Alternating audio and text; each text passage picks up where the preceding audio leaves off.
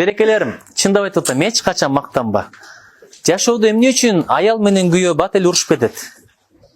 Биздин бабалар эч качан тиз эле отуруп гүл берген эмес, ошону туурабай эле койгулачы. Эшигинин алдына барып алып жанагы гүлдүн тажлары бар го, ошолорду чачкан эмес биздин бабалар.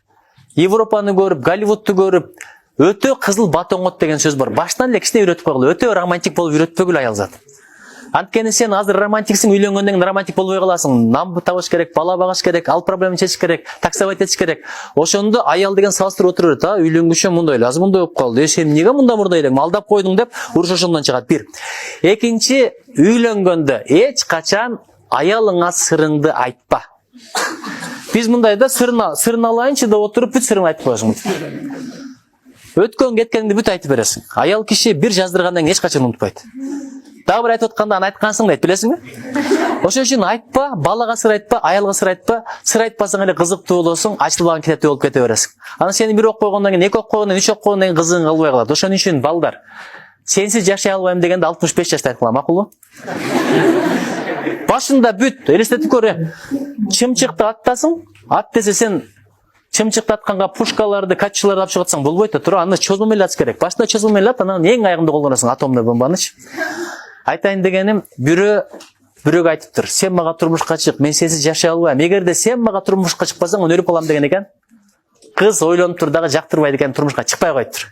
Бирок тиги киши өлгөн экен, бирок 60 жылдан кийин өлгөн экен да, баары өлөт.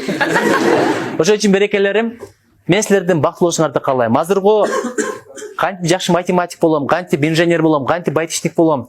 Мен дагы бир факультет ачат элем. Кандай факультет айтып берейинби? Канткенде жакшы эне болом, канткенде жакшы ата болом. Канткенде жакшы күйөө болом, канткенде жакшы аял болом. Келин болуш дагы чоң искусство Кыргызстанда. Элестетип көр, нарынын салты башка, баткендин салты башка. Нарындык бирөө баткенге келин болуп барып калат. Анан кийин той болот, көшөгөдөн чыгат. Көшөгөдөн чыкса жолту салып туруп, колуна шыпырыңды кармап алып коюптур. Корону шыпыр депчи. Десе нарындык таң калыптыр да, мен эмне бул жака дворница болуп келдимби деп. Көрсө нарында аялдар эмес эркектер шыпырат экен.